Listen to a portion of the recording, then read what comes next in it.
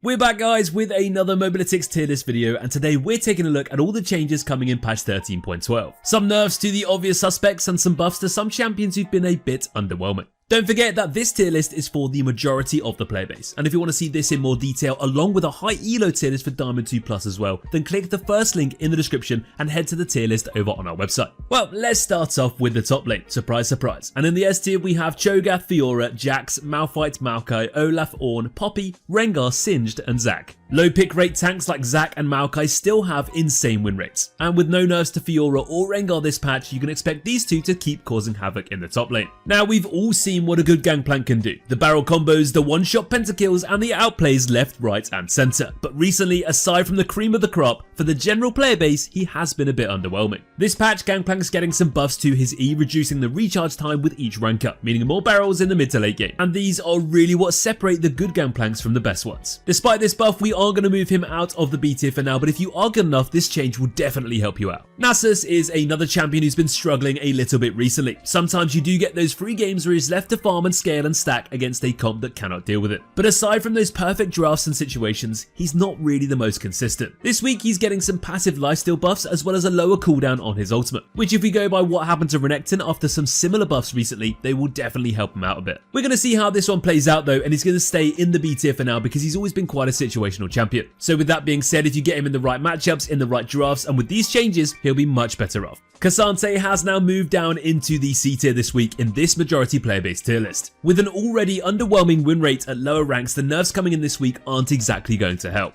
I'm sure you've all seen just how disgusting a good Kha'Zix player can be, and that's why at higher ranks in our high elo tier list, he's still going to be fine. He is a very frustrating champion to play against because he's a highly mobile tanky DPS machine with a ton of CC. However, in reality, he doesn't actually win as many games as you might think. Let's see how this minor nerf does hurt him and go from there. But just remember, at lower ranks, there's a lot of better options. Moving into the jungle now, and in the god tier we have Rek'Sai and Jarvan, as these two continue to just be a step above everybody else. In the S tier though, we have Evelynn, Fiddlesticks, Ivern, Kha'Zix, Kindred and Rengar. Ivern is a super scary choice right now, and in the god tier in our high elo tier list. Players are simply abusing him, and even so in the solo lanes because Daisy is just so OP. Don't sleep on Kindred either though, because in the right hands she can feel unplayable. Kha'Zix's nerfs bring him down from the god tier, but he is going to stay in the S tier until we see just how much these changes hurt him. He's getting his base AD reduced from 63 to 60, which is sometimes all it takes to really hurt certain champions. Just think how many times Lee Sin has had minor changes like this one that have either made him broken or poor with just a tiny tweak. Kha'Zix has had a few months of domination in the jungle, and it's expected to see him somewhat fall off now. He was already really strong, then the new item changes took effect and he became godlike. But now it looks like he's going to slowly settle back down into a fairly balanced position. Every time Kha'Zix is broken, he's played permanently until he gets nerfed, and then he often gets forgotten about. He'll always be good at what he does best, which is snowballing games, getting really fed, and one-shotting everybody that tries to stop him. So if you do enjoy this bug in the jungle, don't worry too much, because with a nerf in the patch notes, people will start to forget to ban him very quickly. Gragas has also been in a great spot in the jungle recently and in the solo lanes too, but now he's finally getting some nerfs to his passive, increasing the cooldown from 8 to 12 seconds, which is honestly a pretty big nerf. This ability is his sustain, which helps him clear the jungle super safely, but also keeps him in lane forever as well. He's still going to have that insane burst damage, his crazy ganks and CC combinations, and a fantastic way to engage with that flash E every time it's up. But on a more fundamental level, this nerf will hurt.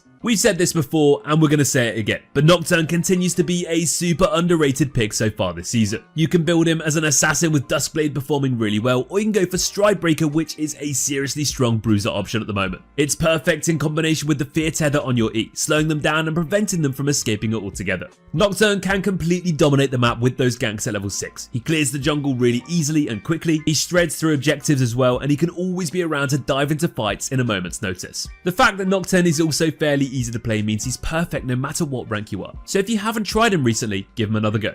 Over to the mid lane now then, and in the god tier we still just have Neeko. In the S tier though we have Ahri, Anivia, Annie, Cassiopeia, Fizz, Pantheon, Swain and Talon. Some faces in this tier have been here for such a long time now, and then the recently performing snowballing machines continue to keep their place. Orianna is getting yet another buff, and this time it's to her ultimate's AP ratios. Again, it is fairly minor though, which joins a relatively long line of minor buffs she's got recently, but she's still not quite up to par with some of the other stronger control mages. Orianna is a ton of fun to play play though, and to watch too, so hopefully soon we'll see her back to her best. But for now, she's going to stay where she's been for a while in the B tier. Ryze is another mid pick getting some buffs too to his passive AP ratio and his E as well. Ryze is one of those champions who's just impossible to balance. He's either barely played at all or he's one of the best mid lane champions in the game in pro play. Some picks are just simply super average in the majority, but insane when being played by the best in the right environment, and Ryze is just the definition of this type of champion. He is going to come back up to the B tier this week as a result of these changes. Rumble's getting a decent amount of adjustments in this patch to his whole kit as well. Freak has spoken about the fact he's too strong in certain areas and too weak in others, and he's been such a niche pick for a while in both of the solo lanes. Overall, it's really difficult to tell just how positive or negative these changes will be because, well, there's just a lot of them. Some examples are that his base stats are tweaked, his ultimate's on a longer cooldown, his Q now deals less damage but more to target's max health, his E now generates more heat, and his passive maximum heat is now 150 up from 100. So yeah, you can already see there's a lot to wrap your head around, and I'm sure it's going to take some getting used to. Either way, we are going to keep Rumble in the B tier for a situational solo lane pick in the right matchups. But let's see how he looks in next week's updated patch 13.12 tier list video.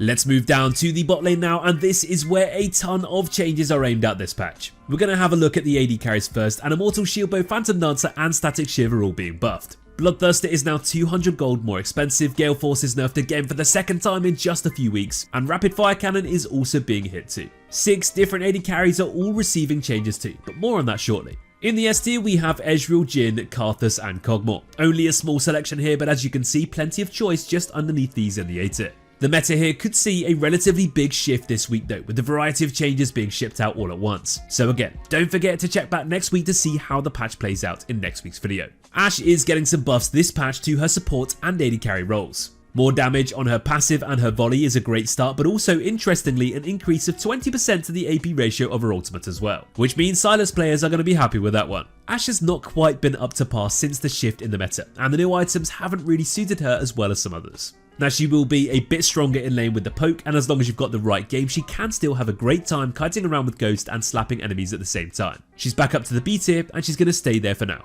Kai'Sa has surprisingly been one of the biggest losers from the whole big AD carry itemization changes a few patches ago. And a big part of this is actually her evolutions and the fact that her itemization doesn't really sync up with those upgraded abilities like they should. This patch, her AD per level is being increased from 2 to 2.6, and this could be huge for her to bounce back. Kai'Sa's win rate, however, has just been so shocking since the big changes, and that's why she's been in those lower tiers. This week, we're going to move Kai'Sa up to the A tier following on from these buffs, so let's see which build turns out to be best with these changes. Don't forget to check out our desktop app too to follow the best daily updated builds for Kai'Sa as the patch progresses, so just click the link in the description to see it for yourself. Sivir is receiving some small adjustments too, nerfing her AD per level but increasing her W's AD ratio by 5% at all ranks. These are definitely not the biggest changes in the world and are probably not going to make too much of a difference. However, the nerfs to items she doesn't use and buffs to items like Phantom Dancer could help her out slightly. Kog'Maw has been a bit too strong for a while now, let's be honest, and he's getting some nerfs to his W's max HP ratio.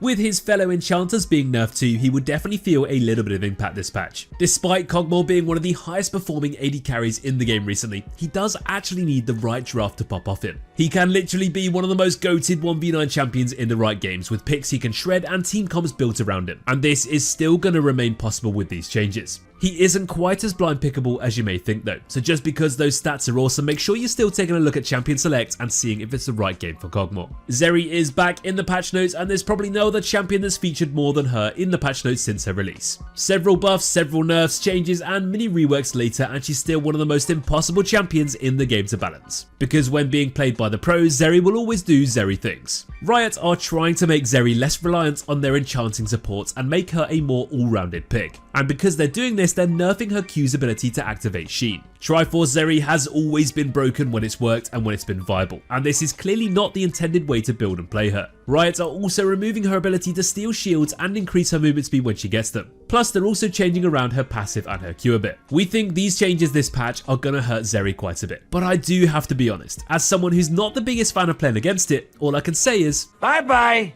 see you later.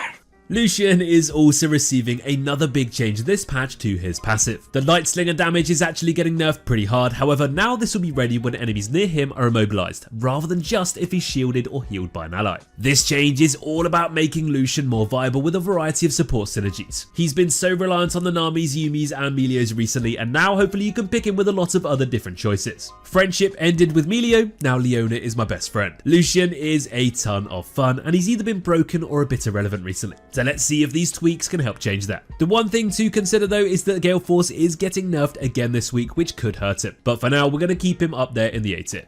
So that's AD carry covered, and now let's take a look at support. And to keep things short and sweet, Moonstone Renewer is buffed, Imperial Mandate is changed, and Ardent Sensor is nerfed, once again. In the God tier, we still have Janna, and in the S tier, we have Amumu, Annie, Blitzcrank, Maokai, Milio, Rakan, and Sona. Amumu and Maokai continue to be pretty underrated aggressive support options at the moment, and with Enchanters taking yet another hit, they could be even better. So despite her relatively underwhelming win rate in the majority of ranks, Lulu has been a top choice alongside champions like Kog'Maw, and now she's getting some nerfs. Her base armor is going down, her passive damage is being nerfed too, and her E-shield is being increased slightly to compensate. Now these are some interesting changes because honestly they could actually really hurt Lulu. Like I said, she's statistically not the best anyway, but with the combination of Jinx being weaker, Zeri being nerfed, Ardent being nerfed too, and some of her more difficult matchups getting stronger, this could be a slippery slope for her. She's going to sit in the B tier this week, so let's see just how much difference these changes make. Milio has easily been one of the best supports and best champions in the entire game recently, and now he's finally getting nerfed. His base armor and armor per level are going down, and so is his passive AD ratio too. So this means he's going to be a bit squishier and easier to take down in the lane phase. And one of the most broken parts of his kit is his passive,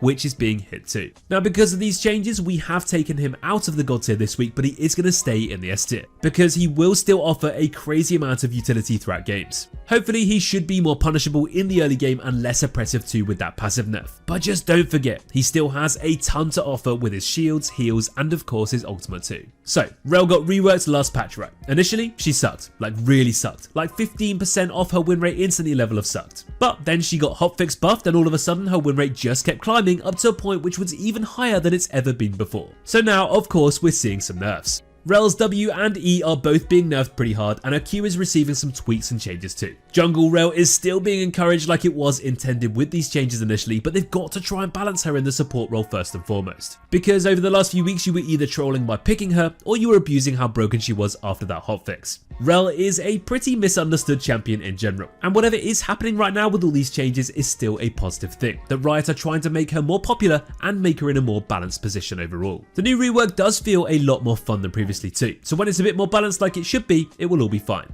Hopefully. Finally, another enchanter getting nerfed this week is Yuumi. I know, calm down, don't cheer too loud, you're going to wake the family up. But she's getting her E bonus attack speed reduced and her ultimate's heal per hit reduced too. And because of this, we're moving her back down to the B tier. With the Zeri and Kog'Maw Nerfs and Lucian Changes too, there's going to be much less reason to pick Yuumi, and with other great options far more consistent like Janna for example, she may just fall off quite a bit this patch. Now don't get me wrong, Yuumi will still be good at what she does best of attaching herself to the most fed player on her team and turning them into an even bigger threat. However, for the 2v2s and bot lane specifically, she will definitely be weaker. And on that note, that's going to bring us to the end of our patch 13.12 rundown on all the changes that are coming and how they affect our tier list. Don't forget to head to our website to see it all for yourself and leave us a comment below on who you're most looking forward to playing this patch. Thanks for watching guys, and as always, take care.